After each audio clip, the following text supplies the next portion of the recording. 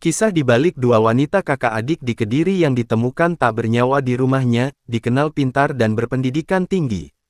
Temuan jenazah dua perempuan kakak adik di Desa Rembang Kecamatan Ngadiluih, Kabupaten Kediri, Jawa Timur, masih menjadi perbincangan hangat masyarakat. Jenazah Femala Purwiko Sari 45 dan adiknya, Yuyen Febriana Sari 44 ditemukan di dalam kamar rumah oleh seorang pencari rumput yang curiga dengan bau yang cukup menyengat pada Minggu tanggal 6 Januari tahun 2025. Bau itu berasal dari proses pembusukan dari jasad yang diduga meninggal sejak 5 hari sebelumnya.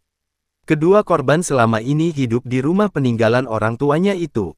Mereka diduga mengalami depresi yang dipicu oleh permasalahan keluarga maupun meninggalnya kedua orang tuanya beberapa tahun lalu.